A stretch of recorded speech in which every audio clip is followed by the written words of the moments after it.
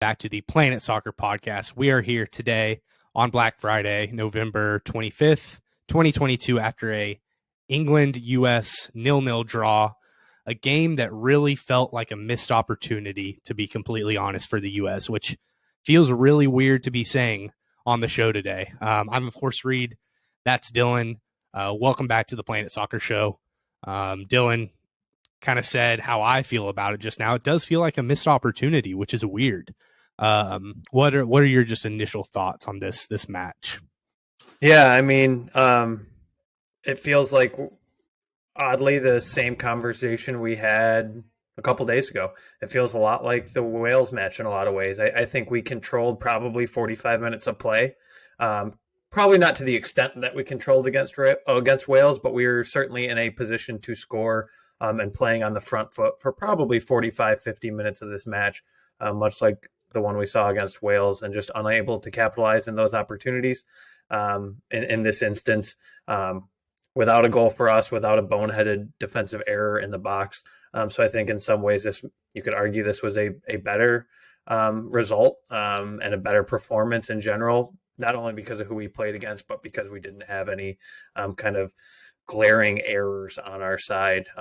There were a couple glaring missed chances by my guy Weston. Wish he would Wingardium Leviosa the ball into the net instead of 5 feet above the bar. Couple missed opportunities. That's generous. Couple missed opportunities from him, but overall, performance-wise, it's certainly not something I'm disappointed in. Result-wise, it's something that I think left a little bit to be desired because we were able to play so well against the side we saw absolutely dominate Iran in their first game. Yeah, man, super weird. Just from the offset, I think watching these players on the England side that you and I watch every weekend and have become like super fans of and really want to see succeed with, you and Trippier and me and Harry Kane and just really all those Premier League players on the English side. It felt really weird to root so heartily against them. Of course, we do have our fair share of European players and Premier League players who we watch every week. However, it was just a really weird feeling. So seeing Trippier take free kicks against me was horrifying. I mean, today, honestly, he did not have his best game really all around, but certainly not on his free kicks, to the point where there were a couple times they opted to not have him take the free kicks, which on Newcastle you would never see. Honestly, in my opinion, on most England sides you shouldn't see that, but he honestly didn't play his best. And I mean, I guess if he's going to have a bad game in the World Cup, I'm glad it was against us, but it did feel weird. Like watching him step up to a free kick was horrifying. And that's like, I get what it looks like from the other side now, because every time I see it week in and week out, I'm licking my chops like, man, here we go. Here comes a beautiful ball in, or a really legitimate chance on goal, and seeing the other side of that is certainly weird, but it was kind of fun. And it felt good to see an American side put up a very solid, formidable fight against that upper echelon of the Premier League that, as you said, we watch week in, week out, root against. But really that's how we spend our weekends, is watching most of this England national team on the highest stage in club football and seeing a bunch of American guys like just go up against them and at times take it to them was refreshing, and it did still leave a bit to be desired. I think many people listening to this probably know, but maybe not everybody. If we do have some newer soccer World Cup fans, that a draw was, for all intents and purposes, useless for us. The only way it would matter is if Wales beats England, and I mean that's not happening. So a draw was pretty much the same as a loss for all intents and purposes for the United States. However, I'm not normally a moral victory guy, but I told myself in the 80th minute, like, hey, we lose, I'm not mad, because at the end of the day, our goal is to advance out of the group, and that game, lose or draw, didn't really matter as long as we didn't lose by 5 goals or something crazy and possibly have an issue on goal differential or what have you. It was a game that I was ready to take a moral victory on. because it was England. I hate doing that. I think this team is better than that. I think this performance was better than that.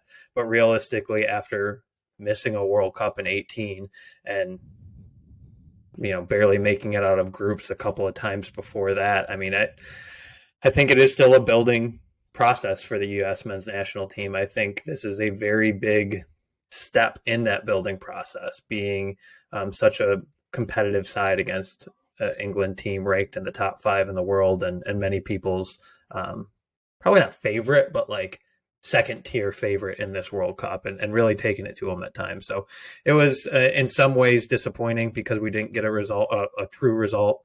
We didn't get 3 points.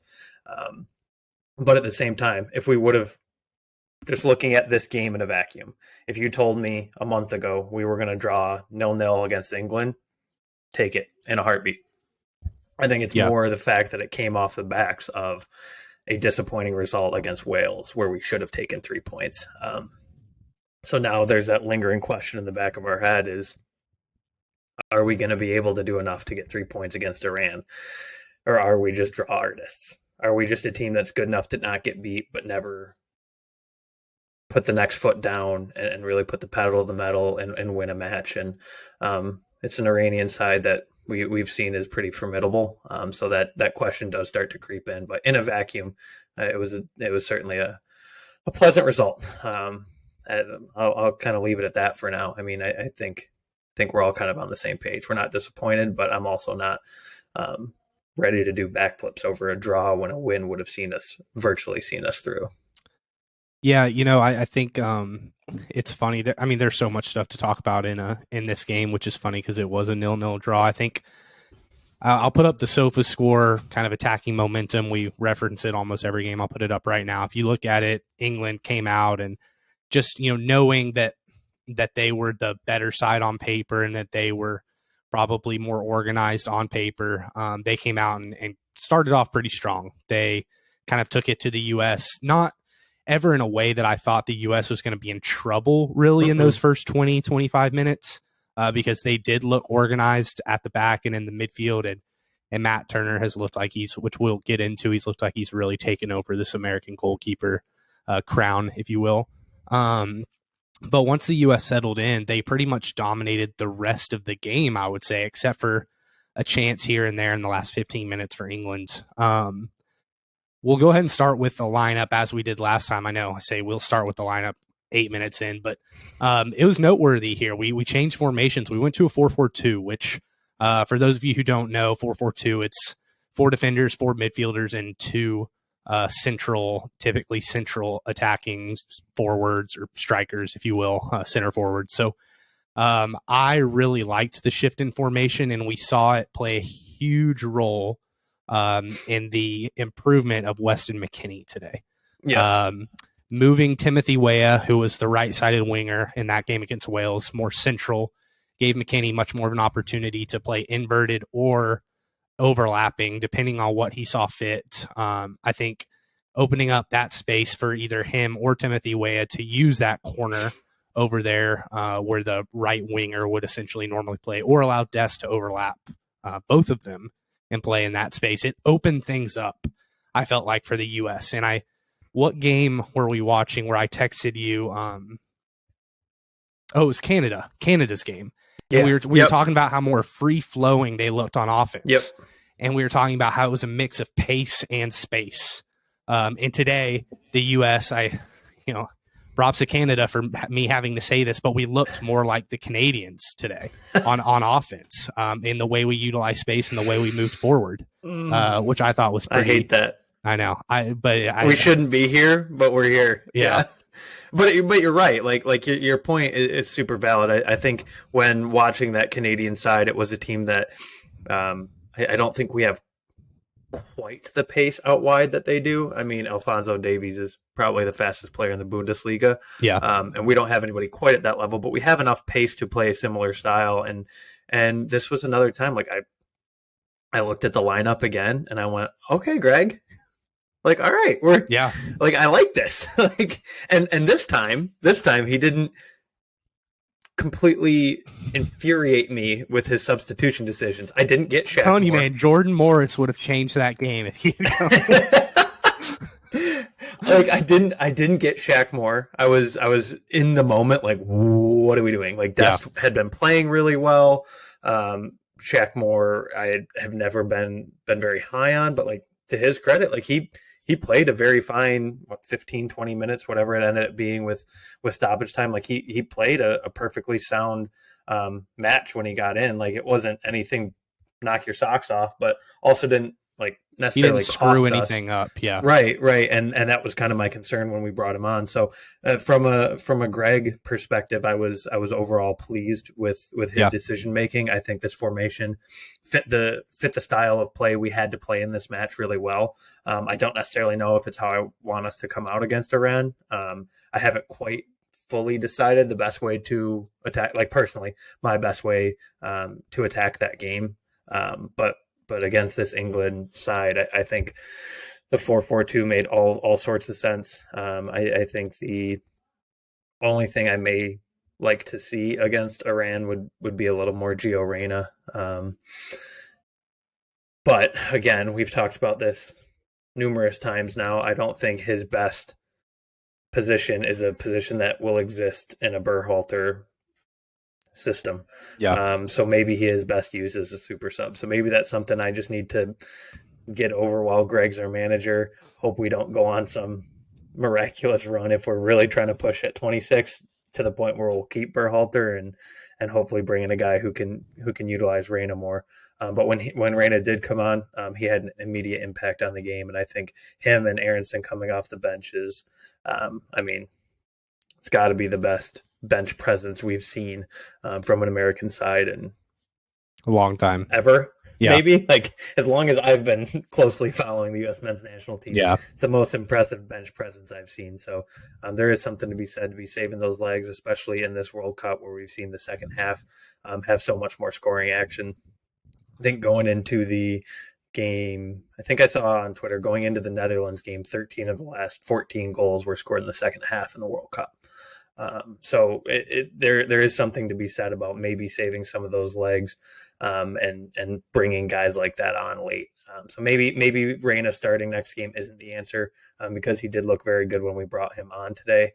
He's a guy maybe I'd like to see brought on a little sooner because of the impact he can have on the game. But in this individual game, we had looked so good, and again in that middle 45 to 50 minutes that if you're Greg, you're like, I might have thought about bringing him on this 60th like pre-match, but like why mess with a good thing right now? So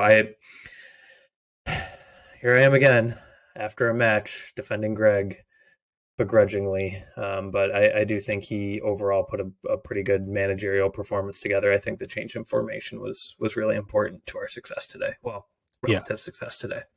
Yeah, no, I would call it a success today. What I think we'll go ahead and start talking about position groupings, and I think today we have to start with the midfield because that MMA midfield, we played a 4-man midfield, so Pulisic is included in that, but I would still consider the Musa, McKennie, Adams our core midfield group, and then Pulisic dropped back to that left mid position. And something I did not think that I would say after this game is that the U.S. midfield dominated the England midfield. Just absolutely not even. I knew they would outwork the England midfield, but I didn't think they would outplay the England midfield, and they did. They absolutely did. McKennie was a completely different person today, completely different player. He was more than just there. He was active. We kind of talked about that a little bit earlier, how he had more freedom down that right side. And I think it allowed him to be more creative. And I wouldn't necessarily call McKennie a creative midfielder, but he has the potential to make some, to create some chances. And he did that. I can't stress enough how well him and Timothy Weah did on that right side together. And Timothy Weah is somebody who, throughout qualifying, I became a big fan of. I just think he's going to be so consistent for the U.S. and very versatile, and he's shown that. He was obviously our lone scorer in the first game, and he was able to go up top and play striker, which I almost want to see if we're going to play that sole number 9, just move Weah to that number 9 and put Gio or Aronson, start them on that right wing. Hey, I think if your players can play those positions, you might as well get your best players on the field, which is kind of what I saw with that. And we saw that from Reyna being able to play that like wide midfield wing hybrid Yeah. kind of position in qualifying, and we know that's not his best position. But I agree, and moving forward, we don't have a true prolific striker that we have to keep in. So moving that lineup around to where we can find a way to bring Reyna in that kind of wing midfield, let McKennie maybe drop back, but then again, you see today when he does have a little bit more freedom, he does play better. So do you really want to seal off McKennie? And that's where, I mean, it's really easy to sit here behind a microphone in my fiance's childhood bedroom and say what I would do tactically. Like, I'm not in Doha, so like it is easy to have like these thoughts, but implementing it is different. And on the training ground, does the system work the same as it seems is tough to tell. But Yeah. where I'm at right now, the midfield has been, I think, by far our highlight. We knew it would be our highlight coming in, and in this game, like you said, like dominate, maybe a strong word. But they really were able to take it to them for 50, 60 minutes and hang with them. And even when they did look slightly outmatched, slightly on the back foot in that first 20 minutes, it wasn't to a point where I was ever overly stressed. Like, there were a couple grasp, like hold your breath, like, oh, kind of moments, but it was never like sheer terror when England was on the ball. And I think a lot of that was the midfield and their presence they had on the game. Yeah, Tyler Adams, his retreat and defend skills are just unbelievable. I think Jude Bellingham was really neutralized with his progression through the midfield by Tyler Adams. He was kind of always in his pocket. And then Musa, I think similarly, let me talk about Pulisic and then Musa. Kind of what I saw there is in our game versus Wales, you didn't really see Christian be able to get into that zone 14 and 17, that kind of central number 10 striker position where he's able to individually do something and create a chance like we saw him do with his weak foot off the bar today. That was from that zone 14. We saw him more out wide, having to swing in the ball or make something happen along the baseline and cut in, which he can do that, but he's more lethal when he's able to invert like that. And he was able to do that today, and either Haji Wright would kind of slide out a little bit or try to maybe take on one of those central defenders or whatever. Right, I think Luke Shaw at that left back position. But the spacing to me just was able to allow Pulisic to create more. And as a result, it kind of allowed Musa to do more on that side as well, similar to what McKennie was able to do. I think the ball progression through the midfield was a lot better today because the spacing was more open, and Adams was, of course, dropped back a little bit as a number 6. So Musa and McKennie, and then Pulisic was central a lot of the time. They were able to create a lot in that central midfield and kind of not quite on the wings. It just seems like the progression and the dribbles were a lot more successful today. There wasn't as much panic on the ball. England was more spread out. And I think with Adams, you have Harry Kane, a striker who likes to drop back a lot into that zone that Tyler Adams defends at. And it seemed like Tyler Adams was also always on Harry Kane's hip. So it was just a strategy to me that worked really well today. And overall, I was pleased with what I saw out of the midfield. One thing I will say on the midfield before we move forward, and I think he played a very solid game, so I'm not trying to discount him. I mean, we have to find better corner taker than Pulisic. The first half of this game, the couple of corners we did have were abysmal. He did have 2 very, very nice corners in the last, I want to say, probably 20 minutes or so. But those are the first 2 nice corners I've seen out of him in the whole tournament so far. Yeah. I mean, every single corner he put in against Wales was abysmal.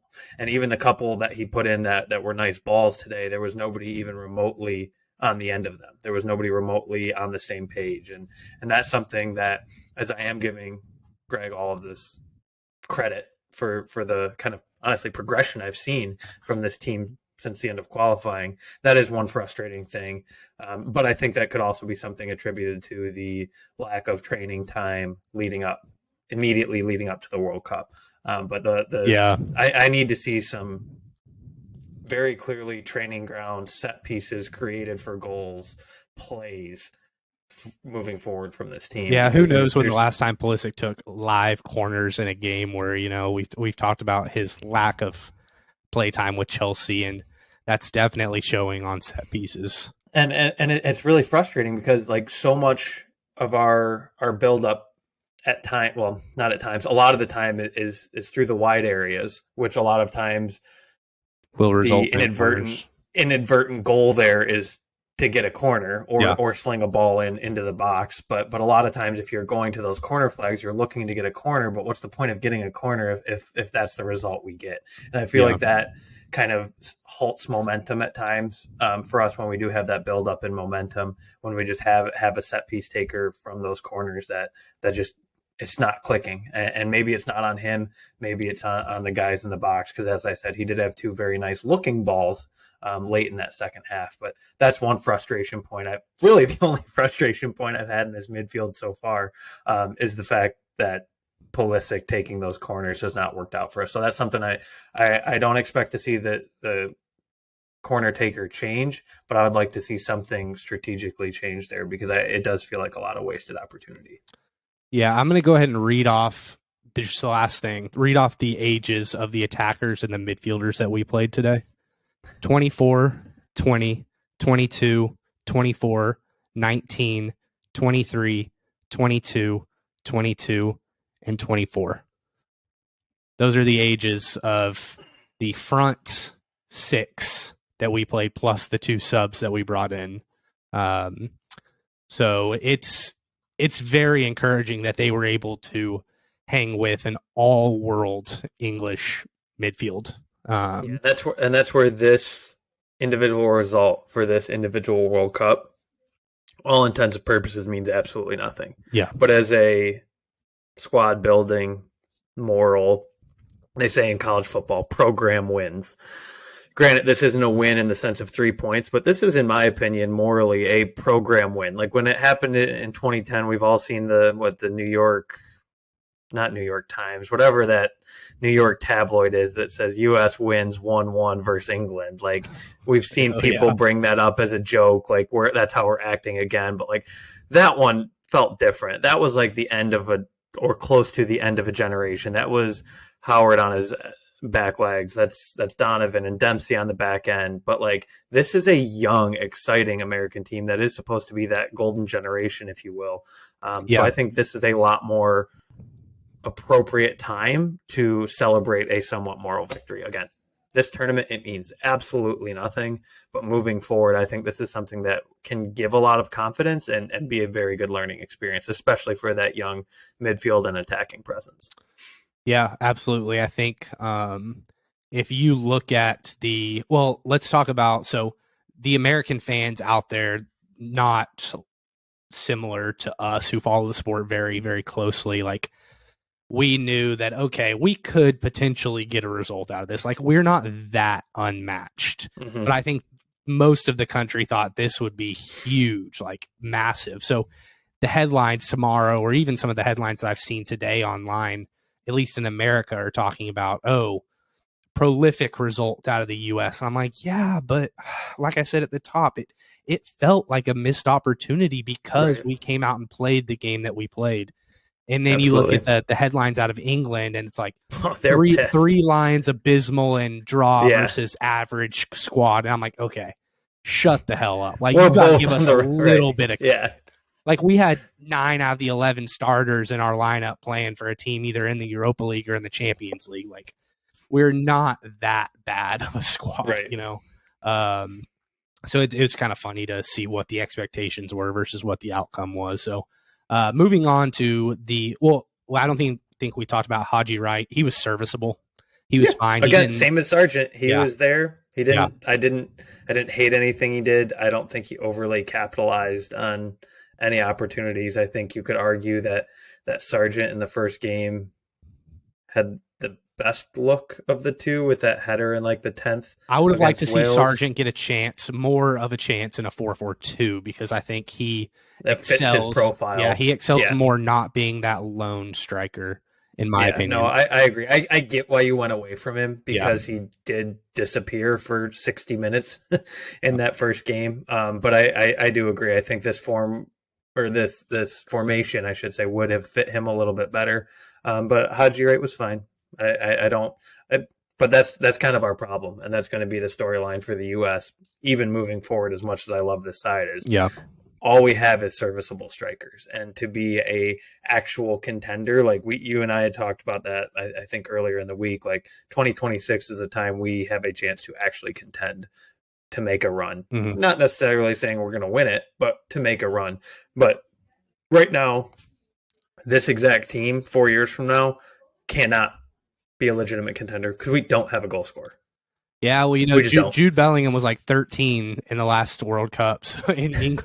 So who knows? Yes. Our 2026 striker might be some 14-year-old down in Texas or in California or something. Yeah, right. There is a, but I get what you're saying. I get what you're saying. As this team stands, we just don't have a goal scorer, and I think that's going to be a frustrating theme the rest of this World Cup cycle, the qualification cycle. And you're right. Maybe we have some kid in Arkansas or wherever growing on a grapevine right now that'll be ripe enough for the 2026 World Cup.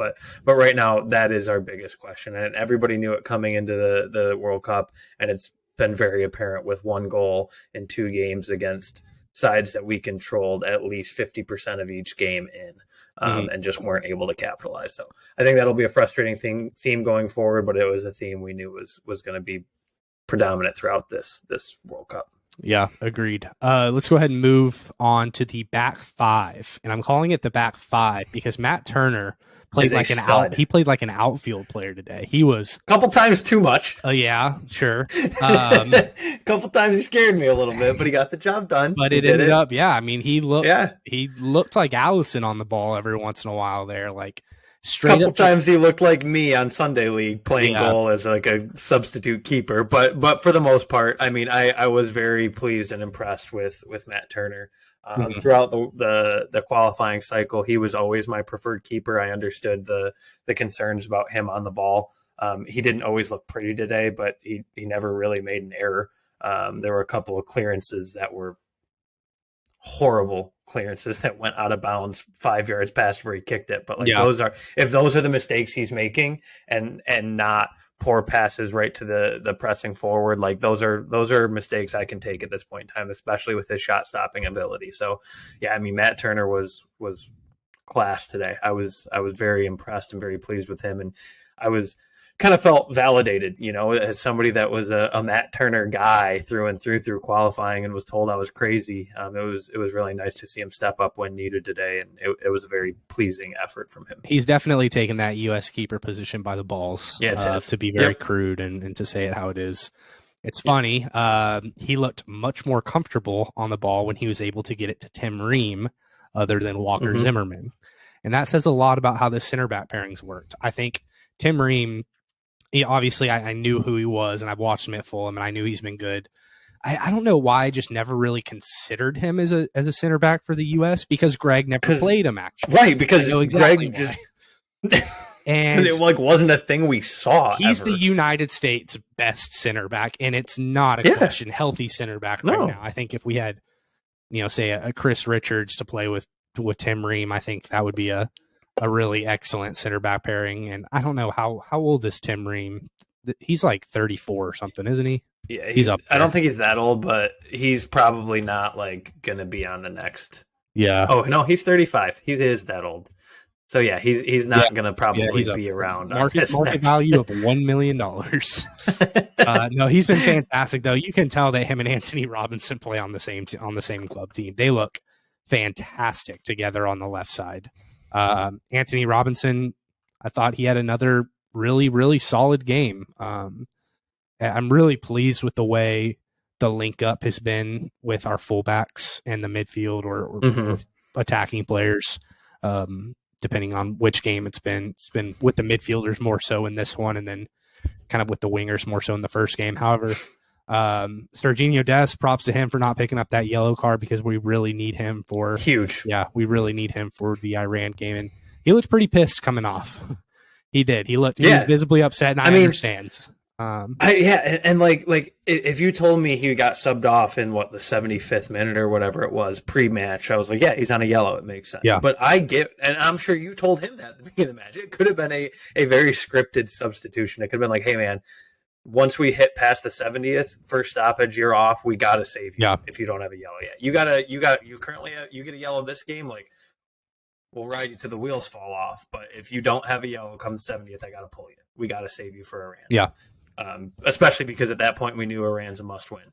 But if we did win this, Iran, like, we just take a draw and we're good. So like I kind of got his frustration, and I also kind of had that frustration too. And I was like, man, like that link was so nice between him and Weston, and that whole right side just seemed to gel so well in the match. So I was a little frustrated. Like I got it. It was more the question of who we brought on, because I'm not necessarily there's not a good Shaq option Moore guy. There's really not a good option. Right. Yeah. You look at the rest of the options and you go, okay, I guess it's Shaq Moore. Yeah. Because if he brought on Yedlin, I'd be like, are you freaking kidding me? I can't take more DeAndre Yedlin in a U.S. men's national team shirt. Like, I just can't. So I guess you had to do what you had to do. It was probably a fairly predetermined substitution. I get Dest's frustration because it was a winnable game. But by no means do I think we blew a chance to win that purely because of that substitution. So I'll let Triple G slide on that one. That should just be our new name of our World Cup recap episodes. Dylan gives Triple G a pass because I'm defending him time and time again. But I think overall though that back line did play fairly well. I'm very excited, as you said, to have Dest ready and available for that third game. That's huge. Yeah, because it is now a must-win game. I think Shaq Moore, he was one of the surprise additions to the squad. And I think I kind of get it now because he is a Nashville SC teammate of Walker Zimmerman. So maybe that's a little bit of a saving grace. They know their communication, at least, which is important with your fullback and your center back. It's, we see it with Anthony Robinson and Tim Ream. It was fine, but Shaq Moore was never going to do anything going forward like Serginho Dest has the potential to do. And I mean, overall, Walker Zimmerman had that pretty big blunder that could have turned into a goal there towards the end. I forgot when that was exactly. Made a really poor pass that, was it Declan Rice? I forgot who cut it off. Maybe it was Mason Mount. Somebody cut it off like probably 20 feet outside the 18-yard box. I was like, oh, God. Yeah, I don't remember who it is, but I remember the play. And then I think, I remember what I was going to say. So let me read off England's right side of their attack. You've got Trippier going forward as the right back. You've got Jude Bellingham as kind of their right central midfielder. And then Bukayo Saka as the left winger, left midfielder. They play kind of with that three attacking midfield. Two of them are wide. To have two Premier League defenders to be able to be on that side defending that are on the same team that have played all these guys was big today. Anthony Robinson handled Bukayo Saka with the exception of a few instances where he was able to get in the box, but the service, we were organized in the box once Saka got that delivery in. So that's where we see this. Okay, we're seeing this European talent start to really pay off, and not just European talent, but guys to be able to play in these leagues with these elite countries, the attackers that these elite countries have. They know what they're going to do because they see them in club matches. And, we can be called soccer elitists all we want, but that kind of stuff just matters. Frankly, it just does. And people can get upset about it all they want. But if you had two FC Dallas or Nashville SC players playing on that side with those attackers coming at you, plus Harry Kane as the center forward, you're just not going to have as great results. Fortunately for us, Mason Mount was on the other side, so Zimmerman and Dest didn't have too much to worry about because for some reason Southgate left Foden on the bench all game. For the whole game. Yeah. But all right, so do you have any more positional thoughts? So just kind of wrapping it up, I guess, that just speaks volumes to how impressive this draw is from a moral standpoint. Phil Foden has won English Premier League Young Player of the Year 3 straight years, I think, going into this year. I think 2, and then Trent won it the year Is it before just 2? that. Yeah. But has been highly thought of for it for 3 years now. Won it 2 years in a row. Is a part of one of the best midfields, if not the best, one of the best midfields, and likely the best attacking presence in all of club football. And he's on the bench. Yeah. And you can say it's a right or wrong decision all you want, but the fact that you even have the opportunity to make that wrong decision tells you how stacked that team is. And this is an average starting lineup of, 25, and it's only that old because Tim Ream's old. Tim Ream and Walker Zimmerman's up there. Right. So, you take those two out, outside of our 2 center backs. I mean, this average age is 23. Probably. If you had Chris Richards in there instead of Zimmerman or Ream, who's 20, then it would be just that much lower. Right. And we hung with them, and not only hung with them, took it to them for 45, 50 minutes. I'm not normally a moral victory guy, but I think when a loss or a draw were the same, obviously, morally, I would much rather a draw. And yes, It is a bit frustrating that we didn't come away with a win, but much less so in this match than the Wales match because of who we were going against. It was a match that going into it, the English media didn't see us as having any chance. The conversation was more about, are we going to? Our English media was, are we going to beat them by 2, 3, 4? How bad are we going to beat them? And in America, it was like, oh, can we get a draw? Maybe we can get a draw and feel good about ourselves. And we came out and not only got a draw and felt good about ourselves, but did it in attractive fashion. So, not normally a moral victory guy, but this is a hard one to walk away from angry. It's one you walk away like, man, probably a slightly missed opportunity, but not one I'm walking away angry about, like I kind of did after that Wales match, or like we potentially could on Tuesday. Oh, very well could. Anybody, soccer fan, not soccer fan, American football, whatever the heck you are listening to us, do not sleep on Iran. And it is not just because I woke up at 5 a.m. this morning and saw them take it to Wales. They are a good team. We've been saying they are a good team. And they're going to want to smash the hell out of us. Absolutely. We do not like each other. And that whole stadium, likely, because of the region, is going to be against the United States. And it's not just about that. They have talent. Yeah. Their two strikers are very good, and we have seen that so far.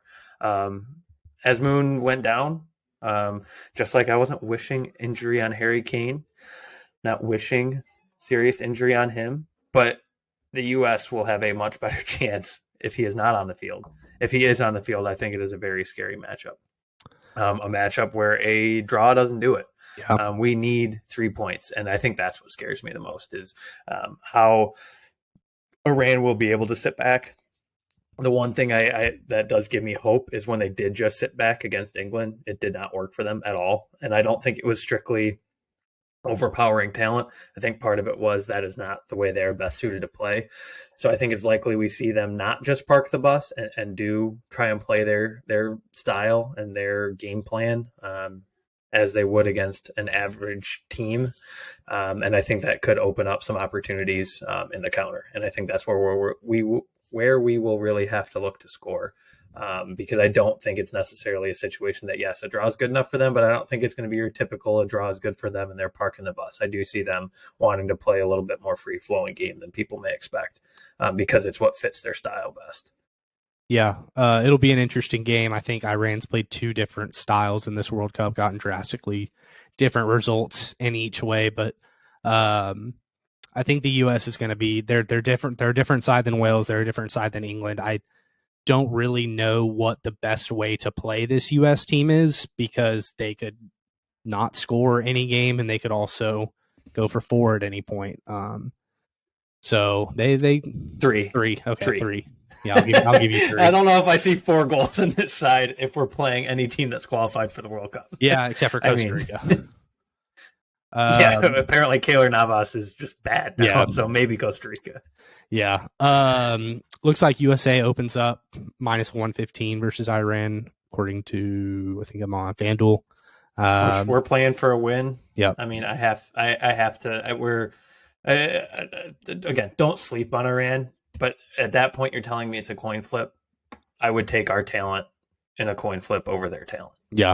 And I just would. I do think they're a team not to sleep on, but we are the more talented side. We're the more experienced side. We are playing for a win. So I think we will push I don't necessarily think a draw is even all that likely. I think it's more likely that we lose 2-1 because we're pressing everything up the field at the end of the game to get that goal. Like, we're not going to sit back. Like, we will put everything we have into getting a win because that's what we need. So at I hadn't seen the line yet at -115. I would encourage people to hop on that now before the U.S. hype train that inevitably happens. It's like Michigan football. If you want to bet on Michigan, bet them early before the alumni start betting Saturday morning at their tailgates. Same thing with the U.S. soccer. If you want to get on U.S. soccer, get on them as soon as the line comes out, because on game day, all the casuals will jump in and be like, "Oh, I'm betting U.S. They're going to win. I love USA and beer and guns." Yeah. So jump on it as soon as you can. If it's at 115, hop. Call your bookie if it's not legal in your state yet. Hop on DraftKings if it is. And this is not betting advice, though. Don't sue us if we give you poor betting advice. Yeah, we'll have to add like a little asterisk, a little thing underneath. Yeah. Captain. Over under 2.5 is also the goal projection. So who knows? That beats me. This World Cup. Yeah. Don't play over unders. Yeah. I have steered away from those. That's a good call with like 5 0-0 draws, I think, so far through 20 games. And we had 2 all of the last World Cup, I think. Yeah. So, yeah. Stay away from trying to predict yeah. Well, I think that's all from USA England. Overall, a decently fun 0-0 draw. Yeah. I don't think it was, you'll see neutral fans call it boring. I'm sure Nick will have called it boring. However, I really don't think it was. It entertained me, at least. We appreciate you guys watching. As always, hit the like button, hit the subscribe button, share with your friends and family. We will talk to y'all Tuesday night. Yeah, maybe Wednesday morning. Depends on how fast I can edit it. You'll have a great weekend. Be safe out there. Go blue, right, Dylan? No, you're not a Michigan fan. You're Michigan State. No. Yeah, go neither. Yeah, go Frogs. Go Frogs, everyone. Yeah. What do you... No, that's Longhorns. That's there you go. Good effort there. I'm gonna leave us with Go that. Frogs. Y'all have a great weekend.